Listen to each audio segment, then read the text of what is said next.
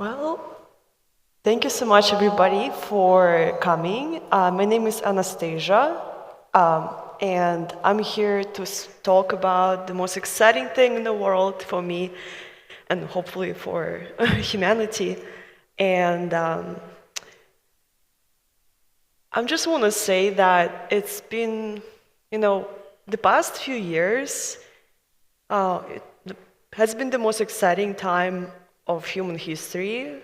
Like all these advancements of AI and space exploration has been driving tremendous growth. And I believe that you guys are here, architects, are the ones going to drive the change.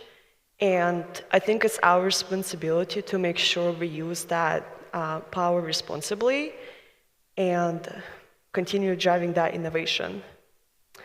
And so, like you guys, I started as an architect. I studied urban planning, and but in 2016, I came across this field called space architecture, and I just fell in love with it. I got so truly obsessed about learning how the built environment will be the future of humans, of human civilization. Not just in space, other universes, right? But at that time in 2016, the field has been so different. So in 2016, it's been driven by mainly conceptual designs, a lot of research papers, a lot of studies, the O'Neill colonies in space, the huge, structures in space that there's going to be thousands of people living. Yet, in the recent years, the industry has changed drastically. And the reason why, there's many reasons for that. And that's what I'm going to talk about in this presentation. One second.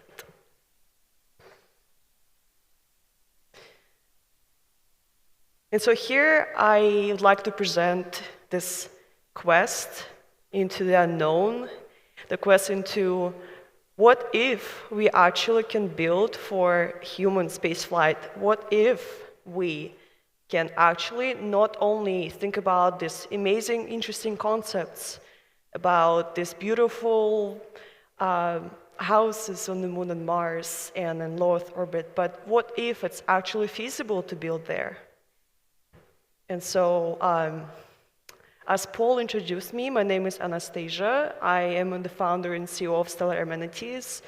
We are a company based in San Francisco, but we originally were founded in Los Angeles in 2019 to focus on advancing human space flight through architecture. So just a brief overview before I get started with the presentation. We are a specialized team of 30+ contractors working in the field of space architecture, and we get that expertise from the specialized contractors from SpaceX, NASA, Stanford University, MIT, and etc. And we have a portfolio of 15 NASA-compliant products for human spaceflight, from autonomous decision-making for astronauts' operations in space to wellness solutions for extended missions. And we've been also publishing research on human spaceflight, and we also chaired space architecture sessions and major space conferences. But lately, the last 3 years, we focused on the market analysis and strategic insights, because we really witnessed the growth of space architecture that is becoming less about conceptual development and more about strategic positioning. And we also have a track record of securing multi-million-dollar contracts and developing qualified pipelines for space architecture projects. This is just some of the projects we've done. And we had this amazing opportunity last year to test one of our solutions in zero-G flight. And that's actually me flying. And as an architect, I felt just amazing to understand the environment much, much better, because as we all know, for you to truly design something very special, you have to be in that environment, spend some time on the site. So that was a huge privilege for me to fly with MIT on that flight, testing one of our solutions. And we also worked on outfitting a Soviet-flown space station that is shown right here. It's not really sexy, but we worked on retrofitting all the hardware into something that can be used in space. Another project we also worked is deep pressure therapy in space, helping astronauts to have a better sleep, using this really interesting proven technology for autistic people, which is all about this pressure squeeze on your body. And it turns out it's really effective for astronauts as well to have a better sleep, because 95% of astronauts have a hard time falling asleep because there's no applied pressure on the body. And we also worked on the space health solutions, as well as I mentioned before, LLM for private space missions. And one of my favorite projects for sure is working with Astro Access, which was the first inaugural zero-G flight for disabled astronauts to test different tools for them to actually thrive in space. Because according to the European Space Agency, we will have more and more disabled astronauts too. They just had the first ever disabled astronaut going to space. And that's going to be grow and grow more, because we want to have diversified backgrounds. And so you probably heard of different companies such as SOM and Foster & Partners. They have interesting projects in space architecture for the last few years, and they really drove a lot of attention, has been great PR stunt, but the thing is, it's changing so drastically right now. So besides just having it as a part of your PR package, working in space architecture is becoming more of a strategic positioning. We have this amazing opportunity coming up as of right now. And there's three market forces that happened in the last few years that are driving that change. We have NASA's commercial transition. There's going to be around $11 billion in contracts as the ISS retires. So for the context, the ISS is going to be decommissioned by 2030, and has been competition in who is going to replace that station. And there's going to be not just one space station, but multiple private space stations. We also have private sector evolution. There's $21 billion commercial space station and lunar infrastructure projects. As you probably heard, there's missions like Gateway, there's missions like Artemis that's sending humans back to the moon. But at this time, we're not going to just have the flags and leave. It's going to be more about commercial economic development of permanent settlement on the moon. And moon is also used as the test bed for future Mars missions. We also have, of course, the terrestrial innovation transfer. We have $20 billion competitive advantages for conventional projects. The thing is, there's only 12% of top architecture and engineering companies that really position for this opportunity.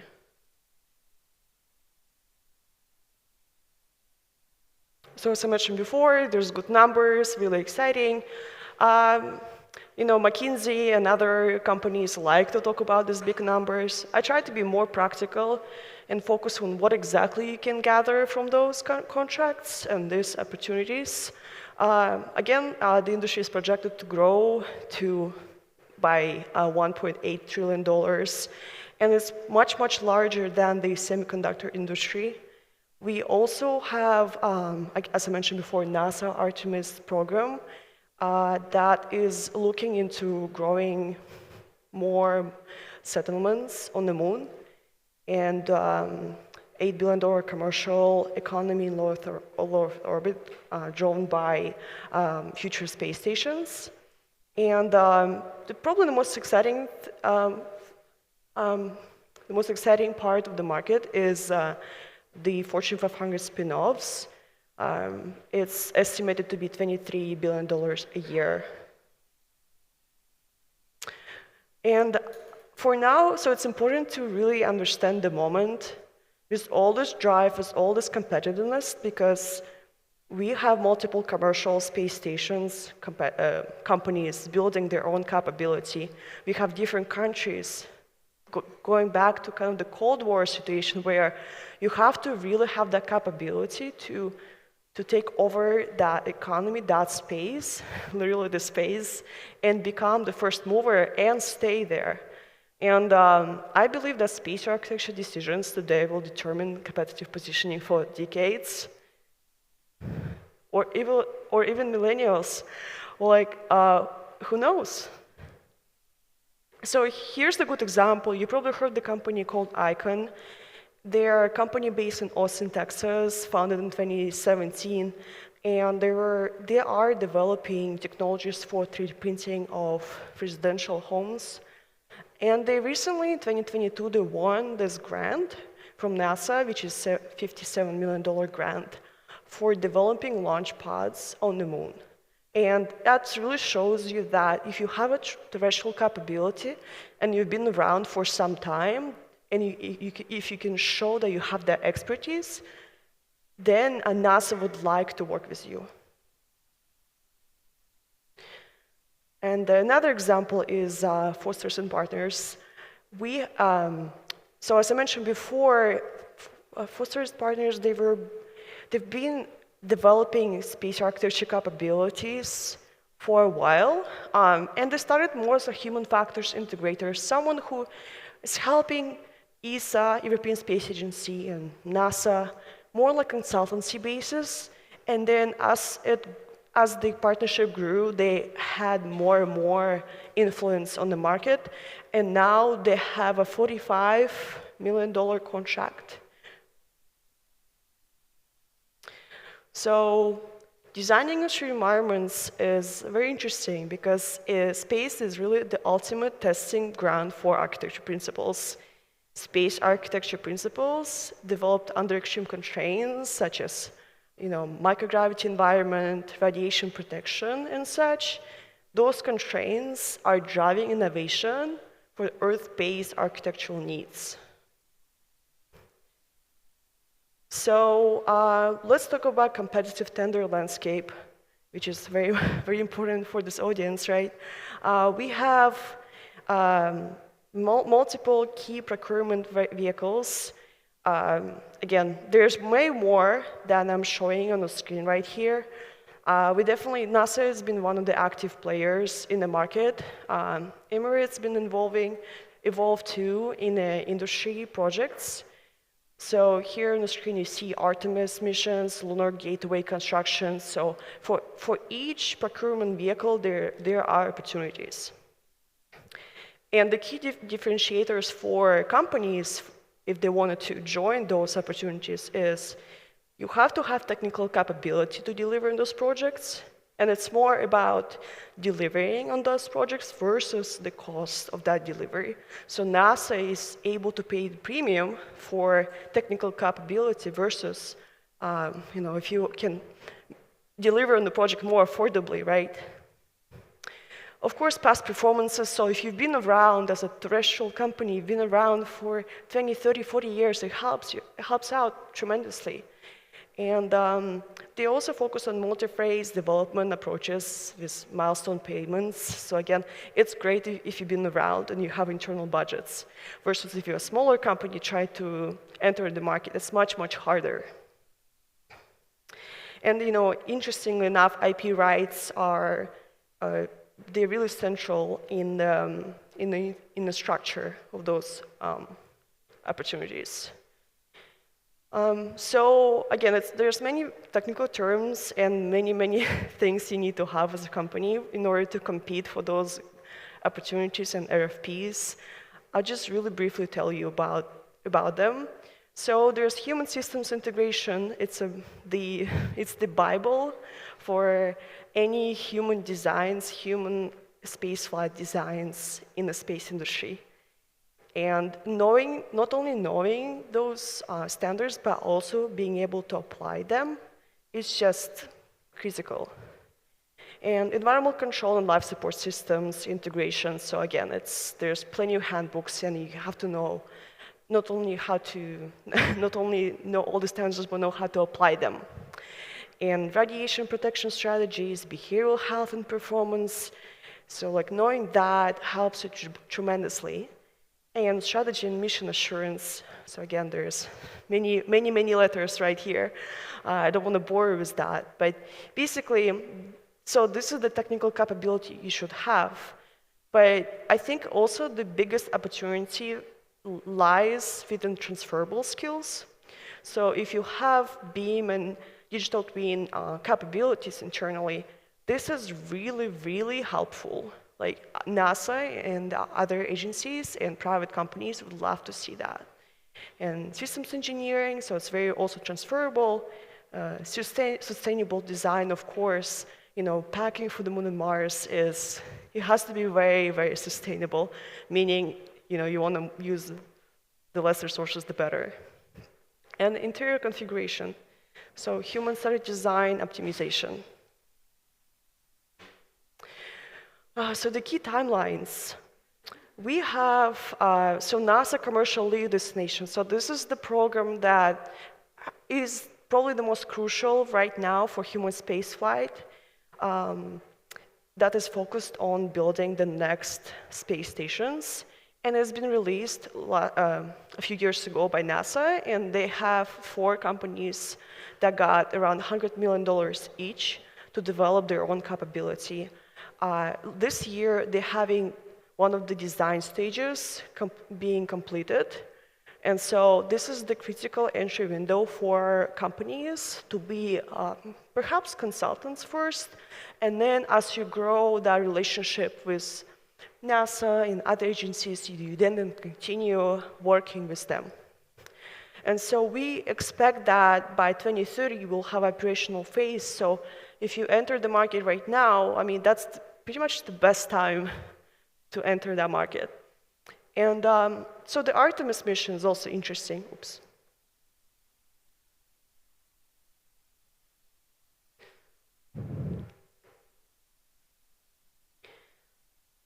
So for Artemis mission right now, what's getting decided is the roadmap. So last year, Washington, D.C. has decided on the roadmap pretty much, and now we're focusing on the surface habitat concept development.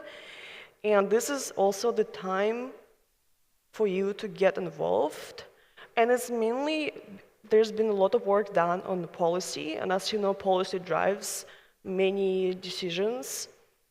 And we will have detailed design phase in 2027, 2029, and then the construction and deployment will happen by the year 2032.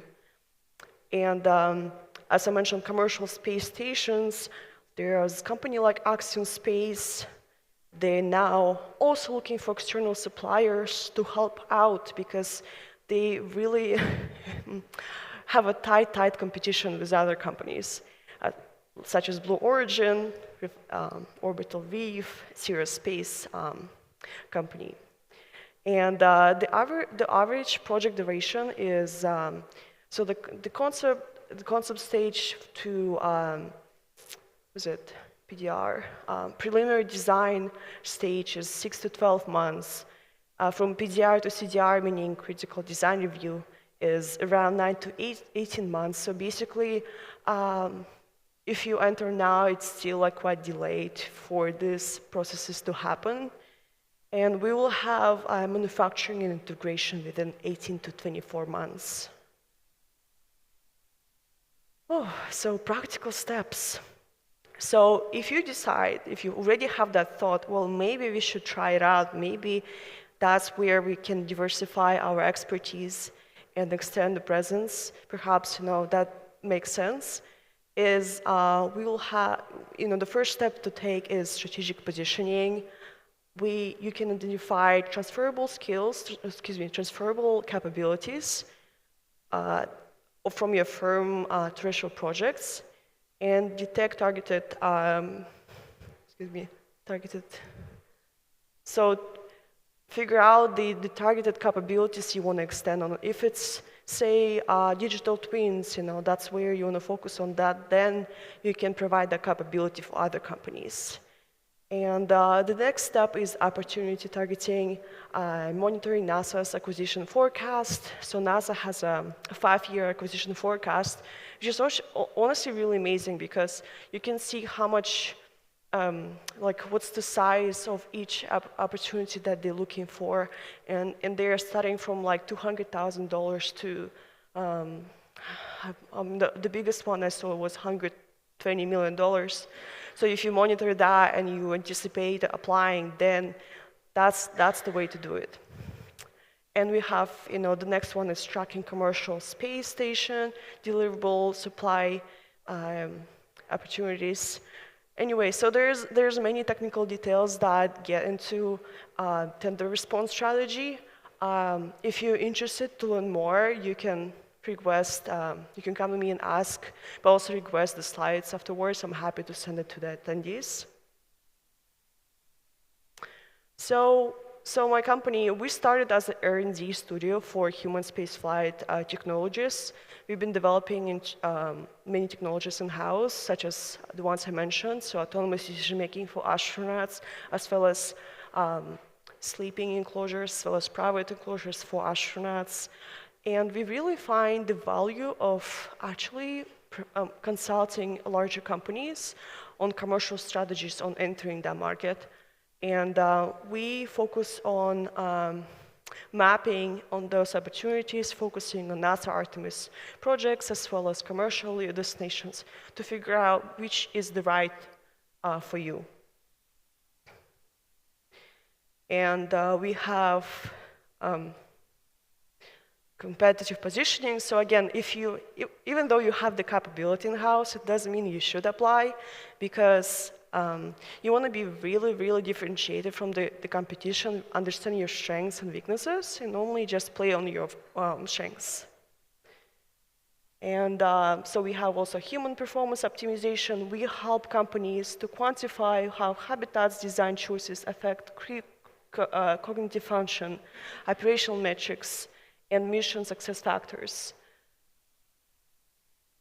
And so basically our main service is we provide specialized expertise for NASA and commercial space requests for proposals, design optimization for human space flight, and joint proposal development. And we help firms to enhance their existing capabilities without requiring internal capabilities to be developed. And here's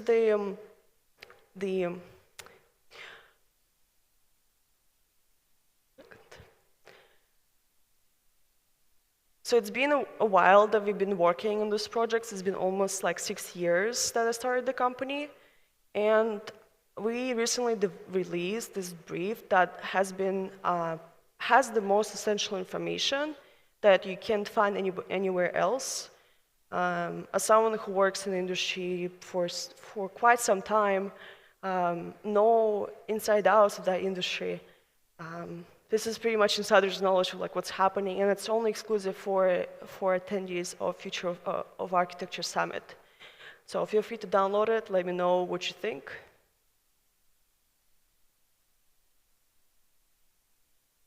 I'm happy to chat. I'm going to be outside after. Not this presentation, we're going to have a conversation with Paul. So after that, you can find me right there. And I'm ready to take your questions. Thank you so much for your attention. I really, really appreciate you. And, I just want to iterate that this is probably really the most exciting time in human history. Again, I never lived before, but I'm pretty sure you've been also excited like me in AI developments, as well as this newer emerging opportunities. And for me, I feel space architecture is almost like the obvious,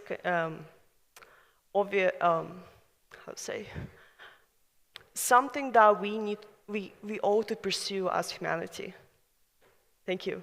So thank you. Thank you.